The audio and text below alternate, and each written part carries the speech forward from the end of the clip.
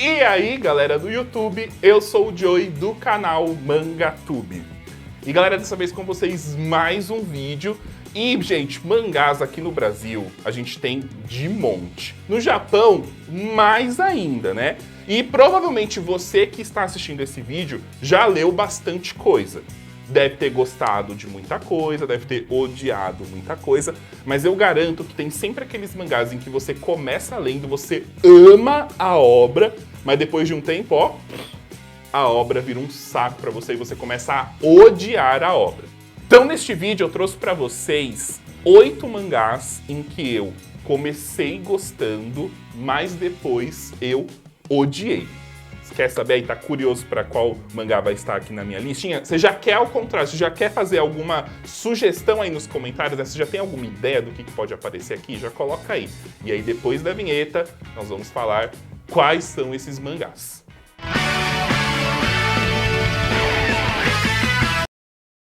Deixa o seu like no vídeo, porque o like ajuda pra caramba, ó. De verdade, gente, like aqui no YouTube é muito importante. Então, você quer ajudar de alguma forma? Deixa o seu like aí, porque aí o vídeo vai ser propagado para mais pessoas e mais pessoas vão poder conhecer o MangaTube. Se você também não for inscrito, ó, já se inscreve, é de grátis. E clica no sininho de notificação, coloca para você receber todas, porque assim, sempre que sair um vídeo novo, você vai ser avisado. E se quiser ajudar a gente de alguma outra forma, clica no botão Seja Membro e conheça os benefícios. Tem sorteio para membros todos os meses.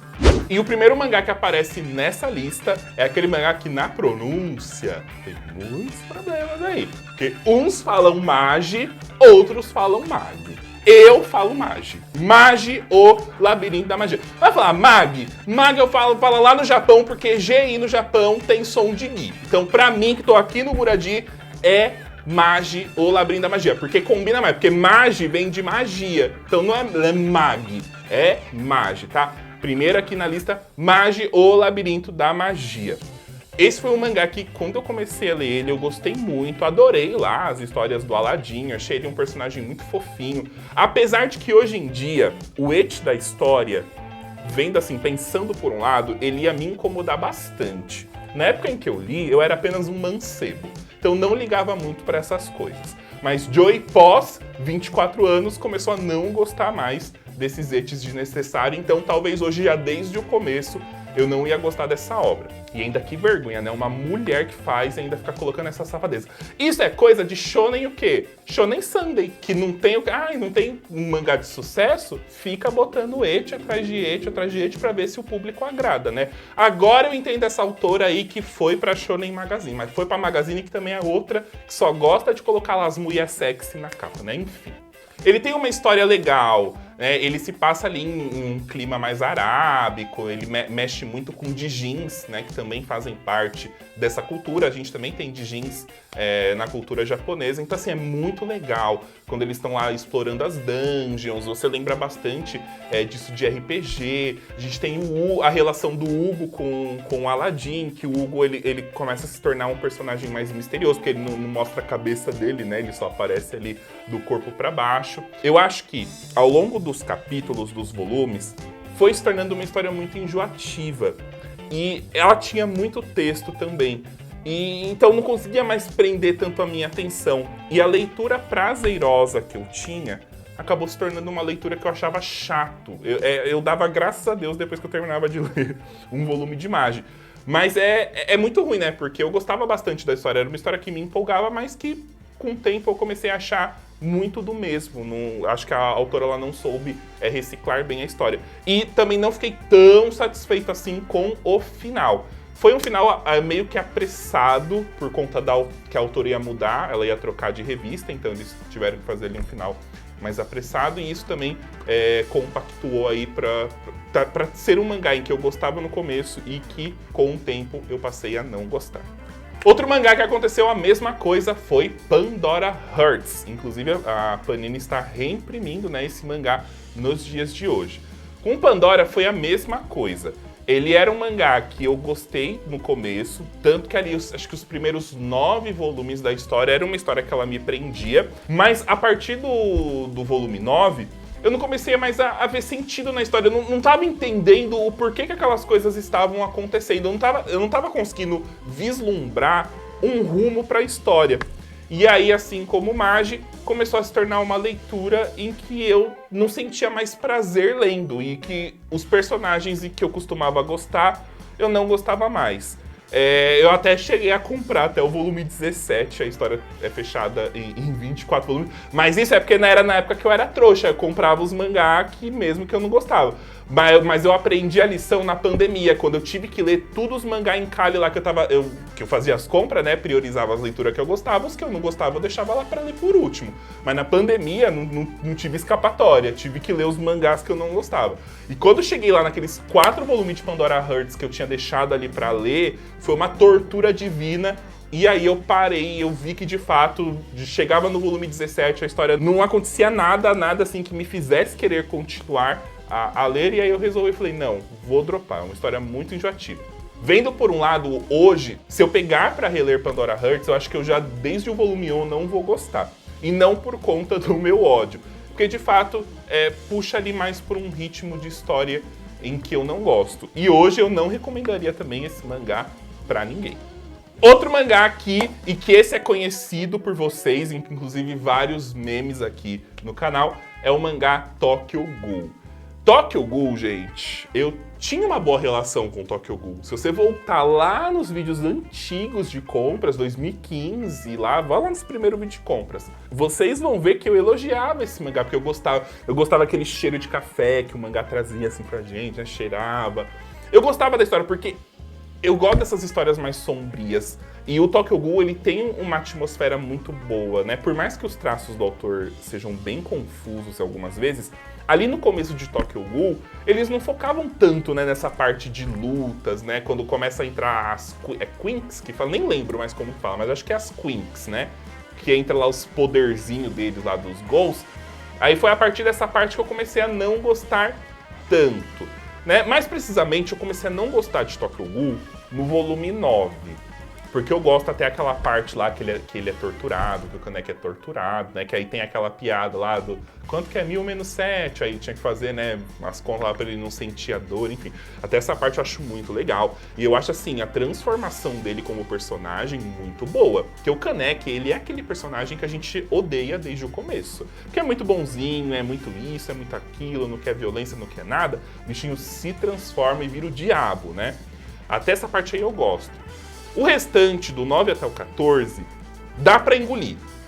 Dá assim pra você falar, ai, tá, legal.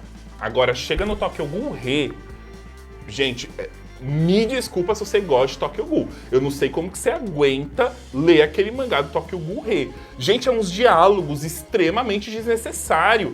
O volume 1 não acontece nada na história, nada.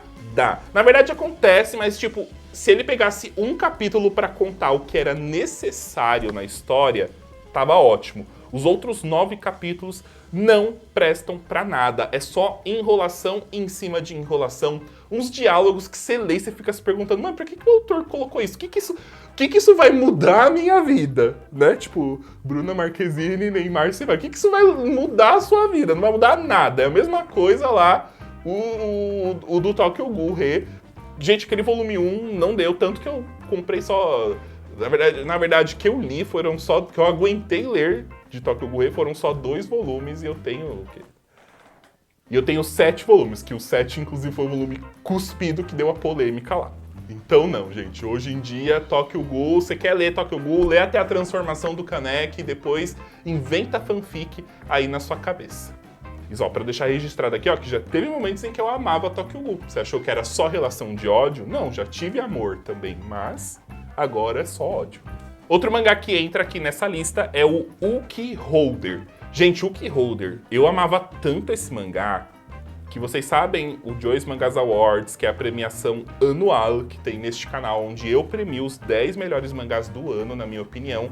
O Uki Holder entrou no Joyce Mangas Awards de 2016. Então, olha só como que eu amava esse mangá. E eu lembro que quando eu terminei de ler o volume 1 dele, eu falei, nossa, mas que legal, que mangá legal! Preciso conhecer mais obras deste autor, porque I love it!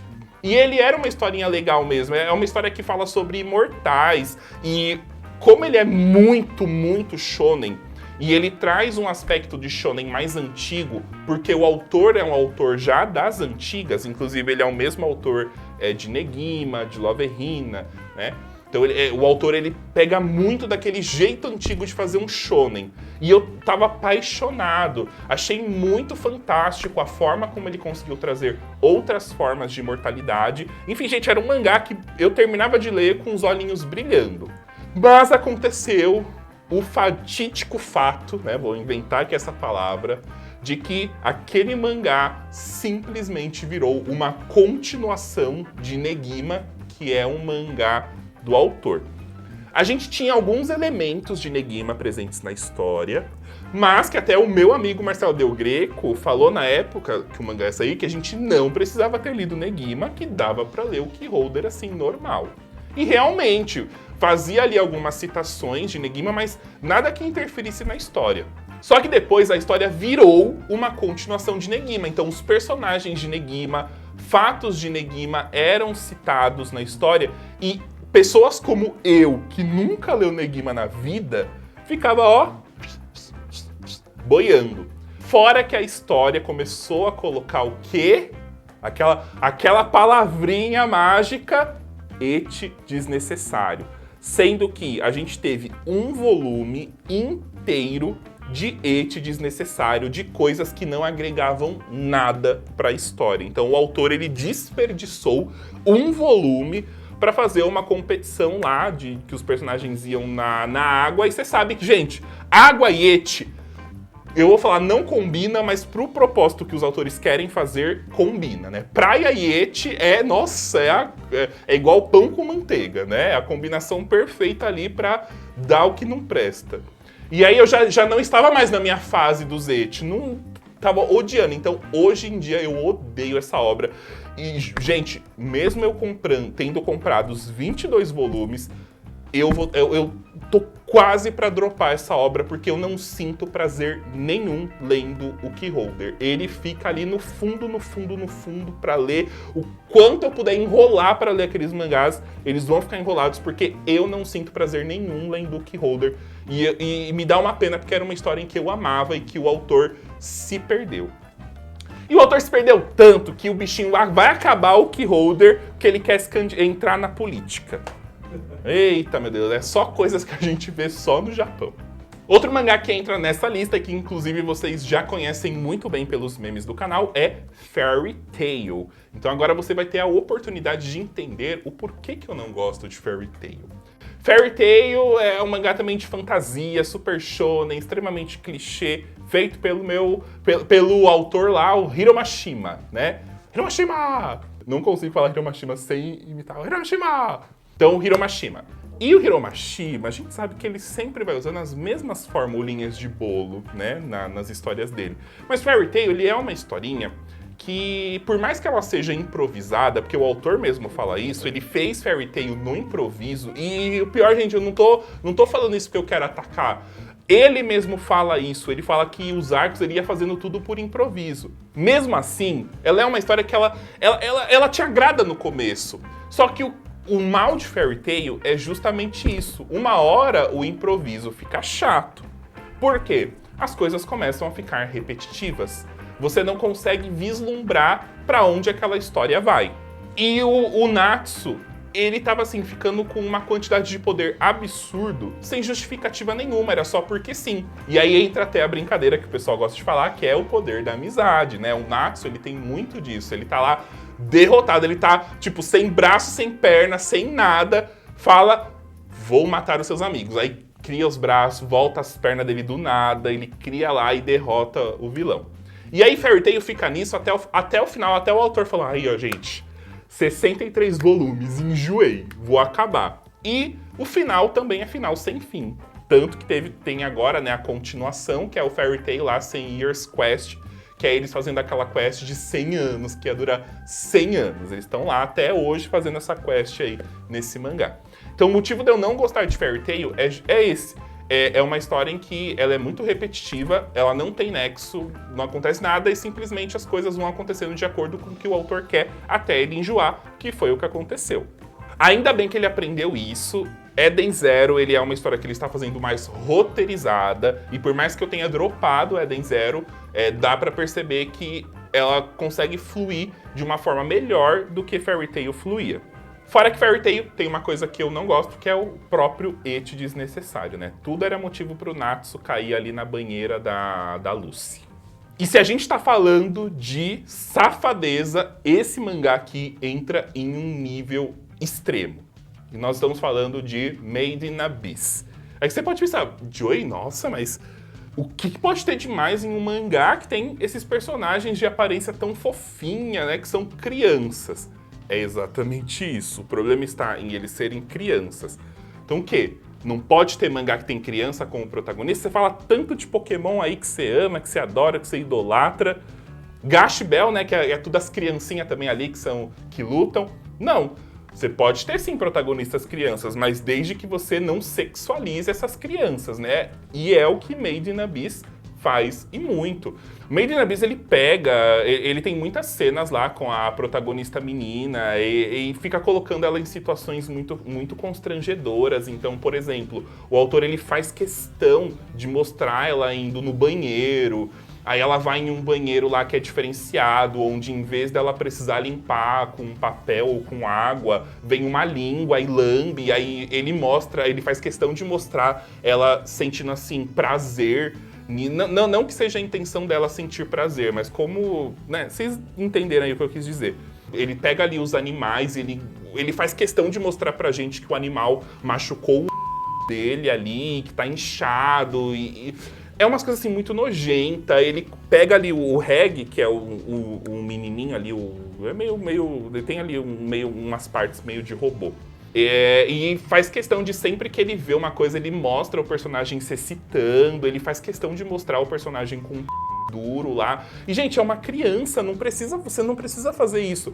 É um autor muito doente. As armas, tem um monstro lá que ele tem uma espada, e a espada do monstro é literalmente porque tem as veias assim, ele desenha as veias. Tem um monstro que tem a mão de na capa do volume 7, ele mostra isso, desenho, e até na descrição do monstro ele fala que quando mexe na mão do monstro ele fica feliz. Então, enfim, gente, é um mangá que ele se passa em um universo lindo, aquele abismo que ele criou, os andares ali do abismo, as criaturas, tudo. Ele fez um mundo do zero. E tanto que na review do volume 1 eu elogio demais esse mangá, pra vocês verem como que eu gostei. Só que é uma história muito mal aproveitada. Graças a Deus, no anime, eles amenizaram isso e muito. Mas se você quer conhecer Made in Abyss, não leia o mangá, porque o mangá, ele é nojento. Essa é a palavra que eu dou pra esse mangá. É um mangá nojento. Tudo que sexualiza criança é uma coisa nojenta. E isso é uma das coisas que eu abomino no Japão. Adoro a cultura japonesa, mas essa parte de sexualizar crianças e eles colocarem pra fora esse desejo que eles têm disso em páginas de mangá, tentando sempre colocar ali de uma forma mais abstrata para não ficar muito na cara, eu acho extremamente horroroso e nojento. Outro mangá para essa listinha é o Terraformars. Ele é um mangá que se passa no espaço, então para você que gosta de ficção científica e espaço, provavelmente você pode gostar. E ele traz uma ideia muito legal de que a humanidade está tentando habitar Marte. E para isso eles mandam lá algas para Marte, né, para conseguir tornar o ambiente mais respirável. E eles mandam também baratas, porque as baratas são criaturas que conseguem sobreviver na radioatividade. E eles queriam com isso fazer alguns experimentos justamente para avaliar esse nível de radioatividade. Só que o que acontece, essas baratas elas acabam sofrendo mutações ao longo dos anos, adquirindo consciência, força, inteligência e outras características humanas. A humanidade manda depois uma nave lá com alguns astronautas para investigarem a Marte. Uma das experiências acabam falhando, justamente por conta dessas baratas modificadas. Então, voltando para a Terra, eles fazem alguns experimentos em humanos usando genes de insetos. E esses humanos, eles então adquirem habilidades desses insetos para que eles consigam lutar contra as baratas e dominar ali Marte de volta. Só que aí acabam acontecendo vários plots e as baratas acabam indo para a Terra. Terraformers, ele é muito divertido. Eu gosto disso de quando as histórias elas apresentam pra gente poderes diferentes. E muitas histórias ignoram insetos, né? Porque os insetos eles são tidos como criaturas muito frágeis e criaturas que causam nojo nas pessoas. Mas o Terraformers ele consegue pegar ali esses animais e com os personagens e fazer a gente gostar. E conseguir trazer conhecimento, porque o autor ele faz questão de explicar. Ele quer mostrar um personagem lá que é uma formiga. A formiga tem hábitos assim, assim, assado. Ela aguenta não sei quantas vezes o seu peso. E ele dá uma descrição. No meio da luta ele para pra explicar e vai páginas e páginas. E de luta é um quadro. Então, um dos fatores é justamente isso. É muita explicação em Terraformers pra pouca ação. Só que também eu acho que é uma história que devia ter terminado mais cedo. Porque ela fica legal. Aí você fica assim, nossa, eu já tô aqui há 15 volumes e não aconteceu nada nessa história. Porque é realmente essa sensação que você tem. Você se diverte na leitura, mas você, poxa, eu já li tantos volumes e a história ela não anda, ela não tá ali parada no mesmo lugar.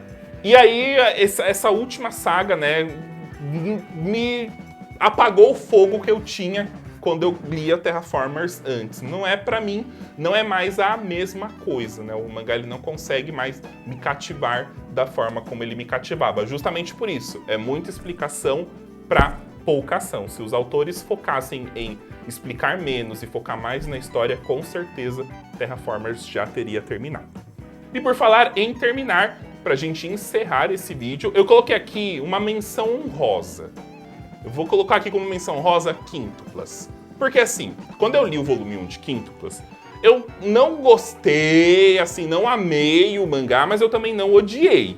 Eu falei, é uma história legal porque vai tratar de desenvolvimento de pessoas, que é uma coisa que eu gosto bastante de ler nos mangás, ainda mais focado para essa parte de romance que aí ia dar um quezinho a mais. Porém, ledo engano meu. Tem sim uma parte de desenvolvimento de personagens, mas que eu acho muito fraco. E aí depois a gente entra em outros detalhes, porque eu quero fazer um vídeo só de Quíntuplas. O que eu não gostei em Quíntuplas é que o autor, ele usa um plot que é muito comum nessas histórias de comédia romântica, que é ter uma promessa do passado, uma menina do passado, e curiosamente essa menina que o protagonista conheceu no passado está na vida dele agora. Só que assim, se ele usasse esse plot pra alguma coisa que fizesse sentido na história, ok, mas não, ele literalmente não usa isso pra nada. Você aí, fanboy de Quíntuplas, já vai comentar aí, vai falar, mentira que ele usa sim. Que essa questão da areira lá, delas se passarem como a mãe, é porque a menina não consegue se declarar e que ela tem boas lembranças da infância. Pega isso e não serve pra peorra nenhuma. Não serve pra nada. No fim, e só tanto faz como tanto fez. Não ajuda em nada no desenvolvimento dos personagens, não é necas de pitipiribas. Então, eu peguei um ranço de Quíntuplas por conta disso, porque eu tava com expectativa pra história e o autor, ele vai e me joga esse plot de menina do passado e eu tô com um ranço disso por conta de Nisekoi, então já juntou essas duas raivas e hoje em dia eu odeio esse mangá. E você? Quais mangás que aconteceu a mesma coisa, que você gostava no começo, mas ao longo da história você começou a não gostar mais? Coloca aí nos comentários e também coloca nos comentários o que você achou aqui da minha listinha. Se tem alguma coisa que você concorda ou discorda de mim também, afinal, estamos aqui para conversar. Deixa o seu like no vídeo, porque o like ajuda a gente pra caramba. Se inscreve no canal se você não for inscrito. Clica lá no sininho, ativa as notificações para você receber todas. E ajuda a gente aí se você puder, se tornando membro, tá bom? Tem sorteios para membros todos os meses. Bom, galera, muito obrigado então por assistirem o vídeo até aqui. Nos vemos na próxima. É isso aí, mano. Falou e tchau!